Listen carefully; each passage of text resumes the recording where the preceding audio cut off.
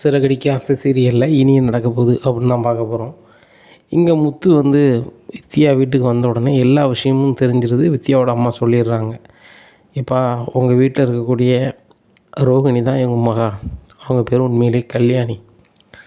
அந்த பிள்ளைக்கு ஏற்கனவே கல்யாணம் ஆகி ஒரு பையன் இருக்கான்ப்பா, அதுதான்ப்பா அந்த கிறிஷ். அப்படிங்கும்போது இதுக்கு மேலே நீங்கள் எதுவும் சொல்ல வேண்டாம், எனக்கு மீதி எல்லாமே தெரியுது, ஏம்மா அப்படி பண்ணீங்க, என்கிட்ட நீங்கள் உள்ளது சொல்லியிருக்கலாமே.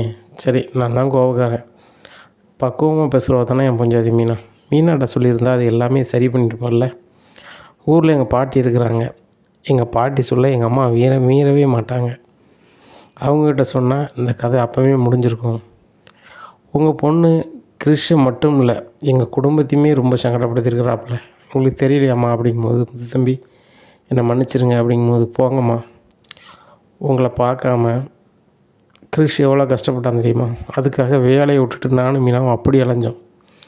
இன்றைக்கி இவ்வளோ தூரம் வந்திருக்கான்னா காரணம் கிறிஷ் தாம்மா. உங்கள் மேலே உள்ள மறுவாதி எல்லாமே எனக்கு போச்சு. நான் உங்கள்கிட்ட பேச வரும்போல, கிறிஷுக்காக நீங்கள் வாங்க அப்படின்னு சொல்லி இங்கேருந்து கூப்பிட்டு போயிடுறாங்க. கிறிஷ் வந்து பாட்டியை பார்த்தோன்னா ரொம்ப சந்தோஷம், ரோகிணிக்குமே பயங்கர சந்தோஷம். ஒருவேளை அம்மா ரோட்டில் வந்திருப்பாங்களோ, ஏற்றிட்டு வந்துருப்பானோ இந்த முத்து அப்படின்னு சொல்லி நினைக்காங்க. உடனே அப்பவும் கூட ரோகிணி வந்து எதுவுமே சொல்லாமல் அமைதியாக இருக்காங்க. உடனே எல்லோரும் என்னை மன்னிச்சிருங்க அப்படின்னு சொல்லி ரோகிணியோட அம்மா கையெடுத்து கும்பிட்றாங்க. அப்போ அண்ணாமலை சொல்கிறாங்க, அம்மா நீங்கள் ஆஸ்பத்திரி விட்டு சொல்லாமல் போனீங்க, அதில் கொஞ்சம் வருத்தம் தான், அதனால் நீங்கள் மன்னிப்பு கேட்கணுன்னு உண்மை இல்லைம்மா.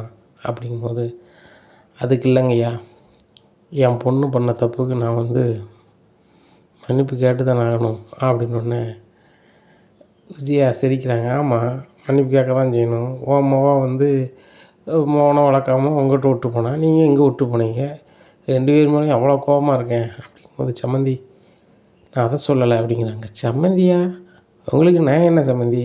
ஓ, இந்த மீனா வந்து உங்களுக்கு முகமாக நினச்சிக்கிட்டு நீ சம்மந்திங்கீங்களா? ஐயா அம்மையே நான் வந்து சம்மந்தி ஏற்றுக்க மாட்டேன், நீங்கள் சம்மந்தின்னு வரைங்களா? அப்படிங்கும்போது இல்லை சம்மந்தி அப்படிங்கிறாங்க. மறுபடியும் சம்மந்தியில் நீ கூப்பிடாதுங்க, எனக்கு சரியான கோபம் வருது அப்படிங்கிறாங்க. ஏங்க இவங்களை இப்போ உடனே கிறிஷை கூப்பிட்டு போக சொல்லுங்கள் அப்படிங்க விஜயா. அவங்க ஏதோ சொல்ல வராங்க. டேய் முத்து, என்னடா நடக்கு அப்படிங்கும்போது, இல்லைப்பா நான் சொன்னால் சரியாக வராது, அவங்க சொன்னால் தான் சரியாக வரும், சொல்லுங்க அப்படிங்கிறாங்க. உடனே மீனா முத்துட்டு கேட்குறாங்க, ஏங்க என்னங்க நடக்குது அப்படிங்கிறாங்க. மீனா, நான் கிறிஷ் பாட்டியை பார்க்க போகிறேன், கிறிஷுக்கு பாட்டியை கொண்டு சேர்க்க போகிறேன்னு சந்தோஷத்தான் போனேன். அங்கே போனோடனே எனக்கு தெரிஞ்ச விஷயமே வேறு அப்படிங்கன்னா ரோஹிணி அப்போ தான் முழிக்காங்க. ஆஹா, என்னை பற்றி எல்லாத்தையும் சொல்ல போது உங்களுக்கு எங்கள் அம்மா அப்படின்னு சொல்லி முழிக்காங்க. உடனே ரோகிணி வந்து அம்மா எதுவும் சொல்லிடாதம்மா அப்படின்ன மாதிரி மண்டே ஆடுறாங்க. எங்கே ரோகிணியை பார்க்குறது மாதிரியே இல்லை அவங்க அம்மா. அண்ணாமலை அண்ணா என்னை மன்னிச்சிருங்க அப்படிங்கிறாங்க. அம்மா முதல்ல என்ன நடந்தது சொல்லுங்கள் அப்படிங்கிறாங்க. என்னன்னுக்கா இல்லை, இவன் என் அம்மாவா கல்யாணி அப்படிங்கிறாங்க. ஒன்று விஜயா சொல்கிறாங்க, என்ன கல்யாணின்னு புது கதை ஆரம்பிக்கிங்களா, என்ன முத்து சொல்லி கூப்பிட்டு வந்தானா அப்படிங்கிறாங்க.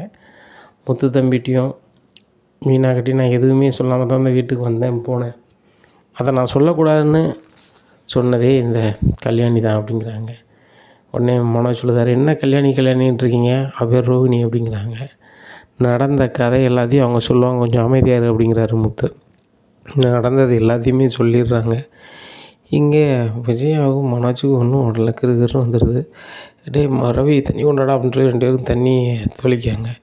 உடனே ஏங்க இந்த ரோகிணி வந்து ரோகிணி கிடையாதா, அப்போ கல்யாணி தானா, அப்போ பேரை கூட ஏமாற்றிருக்காளா, இங்கே 3 பேர் இந்த வீட்டில் இருக்கக்கூடாது, போ சொல்லுங்கங்க அப்படின்ட்டு இருக்கும்போது பாட்டி வீட்டுக்குள்ளே வந்துடுதாங்க. முத்து அங்கே வித்யா வீட்டில் பேசையிலே பாட்டி அங்கே வர சொல்லிடுறாங்க. பாட்டி இக்கட்டான சூழ்நிலை வரும்போது நீங்கள் இல்லைன்னா முடியாது, கண்டிப்பாக மனோஜ் பொஞ்சாதி அனுப்பிடுவாங்க. மனோஜை விரும்பினதுனால தான் அந்த பிள்ளைய வந்த மாதிரி தெரியுது வீட்டுக்கு. ஏற்கனவே வாழ்க்கை வம்பாய் ஒன்றமெல்லாம் ஆயிருக்காங்க, அதனால தான் இவ்வளோ போய் இவ்வளோ சொல்லிக்கிட்டு இங்கே வீட்டில் பில்டப் பண்ணிகிட்டு இருக்குது. நீங்கள் வந்தால் மட்டும்தான் மனோஜ் வாழ்க்கை ஒழுங்காகும்னு சொல்லினோன்னே பாட்டி வந்திருக்காங்க. அத்தை நீங்கள் பாருங்கள், நீங்கள் எப்போ வந்தீங்க, இங்கே பாருங்கள் என்ன பண்ணுறாங்க பாருங்கள் இந்த கல்யாணி அப்படிங்கிறாங்க. எல்லாமே தெரிஞ்சு தாங்க வந்தேன், முத்தையாண்ட எல்லாத்தையுமே சொல்லிட்டான் அப்படின்னு சொல்லி ரோகிணி பக்கத்தில் போகிறாங்க. பாட்டி என்னை நீங்கள் மன்னிச்சிருங்க அப்படின்னோடனே பலார்னு வாங்குதாங்க. ரோகிணி, நீ இவ்வளோ பண்ணுவேன்னு நினைக்கலடி, இவ்வளோ பண்ணுவேன்னு நினைக்கல அப்படிங்கிறாங்க. பாட்டி அப்படிங்க பாரு, இந்த வீட்டுக்கு வாழ வந்த மூத்த மருமவனி மீனா முறைப்படி முதல்ல வந்திருந்தாலும் அப்புறம் நீ வந்தாலும் மூத்தவனை கட்டினவன் நீ தானே, உன் புருஷனுக்கும் பொறுப்பு கிடையாது, உனக்கும் பொறுப்பு கிடையாது. தம்பிமாருக்கு ஏதாவது செய்யணும்னு அவனுக்கு அக்கறை கிடையாது. அதுபோக இந்த வீட்டோட மூத்த மருமகன் இவ்வளோ பொறுப்பாக இருக்கணும்னு உனக்கு அக்கறை இல்லைன்னா அப்படிங்கிறாங்க. என்னை மன்னிச்சிருங்க அப்படிங்கிறாங்க. இதையே சொல்லிக்கிட்டு இவ்வளோ காலமும் எவ்வளோ பொய் சொல்லியிருக்க இந்த குடும்பத்துக்கிட்ட. சொன்னதே எனக்கு அவ்வளோ கடுப்பாக இருக்குது. முத்து என்கிட்ட சொன்ன ஒரே வார்த்தை தான், கிறிஷை எங்கள் வீட்டு பையனை நினச்சிட்டோம் பாட்டி, அவன் நம்ம வீட்டு பையன். நம்ம வீட்டு பையனுக்கு இந்த கல்யாணி அம்மையாக இருக்கும்போது நம்ம விட முடியாதுல்ல பாட்டி.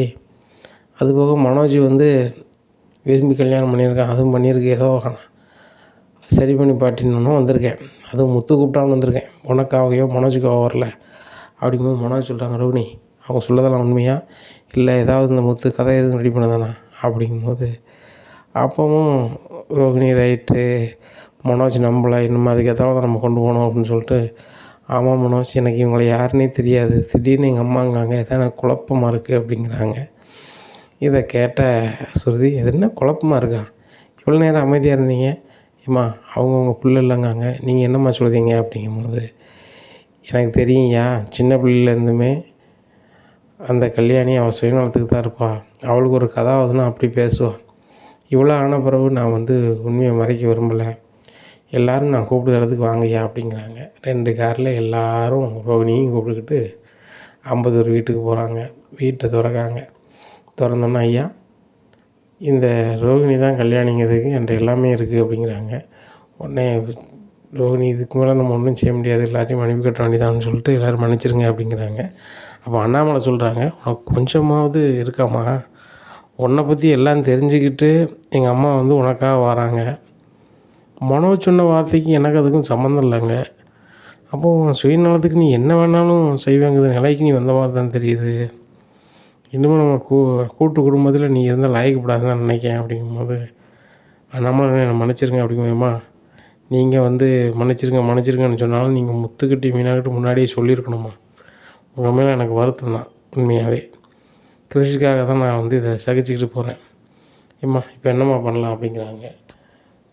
அண்ணாமலை இன்னுமே இந்த ரோகிணி இந்த வீட்டில் தான் இருக்கணும் அப்படிங்கும்போது விஜயா சொல்கிறாங்க, இல்லை என் வீட்டில் இருக்கவே கூடாது, பார்க்க போனால் எனக்கு கடுப்பாகும் அப்படிங்கிறாங்க. அதுவும் சரி தான், மனோஜ் தனியாக வீடு பாரு அப்படிங்கும்போது, எனக்கு ரோகிணி கூட வாழ விருப்பமே இல்லை, ரோகிணி அவ்வளோ பொய் சொல்லியிருக்கா அப்படிங்கும்போது, நீ பொய் சொல்லலையா, என் ஜீவான ஒரு பொண்ணு கூட நீ பேச வச்ச வாழ்ந்தானே செஞ்ச, அதெல்லாம் மறைச்சிட்டு தானே ரோகிணி கூட கல்யாணம் முடிச்ச, அப்போ நீ பண்ணது அது பண்ணது என்ன, எல்லாம் ஒன்று தான் அப்படிங்கும்போது, பாட்டி அது அவளுக்கு தெரியும், ஆனால் இது என்கிட்ட சொல்லவே இல்லை, பேரை கூட மாற்றிருக்கா அப்படிங்கும்போது, இங்கே பாருடா விடு, நடந்ததை விடு அப்படிங்கும்போது, இல்லை பாட்டி முடியாது அப்படிங்கும்போது பாட்டி சொல்லுதாங்க, கடை யார் பேரில் இருக்குது அப்படின்னா மனோஜ் முடிக்கார். அப்போ தான் ஞாபகம் வருது, பர்னிச்சர் கடையே ரோகிணி பேரில் தான் இருக்குது. பாட்டி இது ரோகிணி பேரில் தான் இருக்குது, பேசாமல் என் பேரில் எழுதி தர சொல்லுங்கள் அப்படின்னா, அப்போ தான் விஜயாவுக்கு தெரியுது, அப்போ கடை கூட உன் பேரில் இல்லையா அப்படிங்கும்போது, இல்லைம்மா ரோகிணி தான் சொன்னான், கடை உன் பேரில் இருந்துச்சுன்னா நாளைக்கு ஒரு வேலை உங்கள் அப்பா பணத்தில் தான் இந்த கடை ஆரம்பித்தது அப்படின்னு தெரிஞ்சால், உங்கள் தம்பிமார் இந்த கடையிலும் எனக்கும் வேணும் பங்கு உண்டு அப்படின்னு வந்தால் நீ ரொம்ப சங்கடப்படுவோம் மனோஜ், அதனால் என் பேரையே கடையை முடிச்சிருவான் அப்படின்னு என் பேரில் முடித்தோம் அப்படிங்கிறாங்க.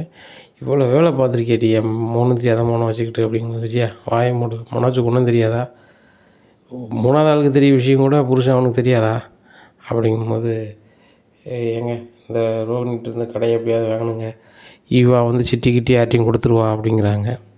உடனே அதெல்லாம் கொடுக்க மாட்டான் மனோஜ், நடந்து போச்சு, உன்னை விரும்பினதுனால இந்த பிள்ளை இப்படி பண்ணிட்டாங்குது, இதை புரிஞ்சுக்கிட்டு ஒழுங்காக வாழப்பாரு, நான் பையன்மார் 3 பேரையும் ஒரே வீட்டில் வச்சு வாழலான்னு பார்த்தேன், இப்போ இருக்க சூழ்நிலையை பார்த்தா நீனும் ரோகிணியும் வீட்டுக்குள்ளே இருந்தால் உங்கள் அம்மா தானே ஏதாவது ஒரி பண்ணிக்கிட்டு இருப்பாள், இந்த 51 வீட்டிலே நீங்கள் உங்கள் மாமியாரோட இருங்க, என்ன ஏதாவது ஒன்றுனா சரி நேரில் எல்லாரையும் பாருங்கள், மனோஜ் இங்கே இரு அப்படின்னு சொல்லி மனோஜை விட்டு கிளம்பி வீட்டுக்கு வந்துடுறாங்க.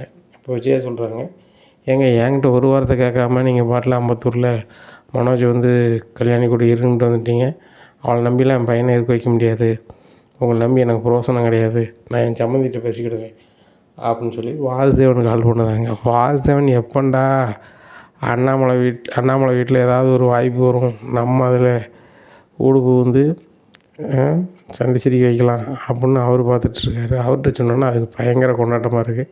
சம்மந்தி ஒன்றுமே பிரச்சனை இல்லை, உங்கள் பையன் மனோஜை உங்கள் வீட்டுக்கு வர வச்சிடலாம், அந்த கல்யாணி பண்ணதுக்கு நம்ம என்ன பண்ணுமோ பண்ணிடலாம் அப்படின்னு சொல்லி விஜயாவை திருப்தி ஆகிற அளவுக்கு விஜயாட்ட பேசுகிறாங்க. விஜயாவுக்கு பயங்கர சந்தோஷம். நம்ம சம்மந்தி பெரிய பணக்கார ஆள், நம்ம சம்மந்தி சொன்னால் யாருனாலும் என்னன்னாலும் பண்ணுவாங்க அப்படின்னு சொல்லிட்டு ரொம்ப தெம்பாயங்க.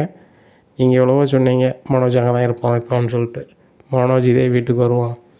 இந்த ரோகிணிக்கும் பாருங்கள், அந்த கல்யாணிக்கும் என் மனோஜுக்கும் சம்மந்தம் பண்ணணும்னு சொல்லி நான் ஒரு பேப்பரில் எழுதி வாங்கிட்டு வந்து காட்டுதேன். அதுபோக பெரிய பணக்காரியை பார்த்து என் பையன் மனோஜ் நான் கல்யாணம் பண்ணி வைக்கலை, என் பேர் விஜயா இல்லை அப்படிங்கிறாங்க. இதை கேட்ட பாட்டி சொல்லுதாங்க, நீ அந்த பேப்பரில் வாங்கி வேறு கல்யாணம் முடிச்சு வை, அதுக்கு மறுநாள் என் பையனுக்கு வேறு கல்யாணம் முடிக்க வேண்டியிருக்கும் அப்படிங்கும்போது, அத்தை என்னத்தை சொல்கிறீங்க, நான் தான் இருக்க முடியல அப்படிங்கும்போது, ஏன் ரோகிணி மட்டும் இல்லையா அப்படிங்கிறாங்க. அத்தை அவ்வளோ போய் சொல்லியிருக்கா அப்படிங்கும்போது, நீ சொல்லலையா அப்படிங்கிறாங்க. பாட்டி இனி என்ன நடக்கும் அப்படிங்கிறத பொறுத்து வந்து பார்க்கலாம். நம்ம சேனல் நீங்கள் மறக்காமல் லைக் அண்ட் சப்ஸ்கிரைப் பண்ணுங்கள். நன்றி, வணக்கம்.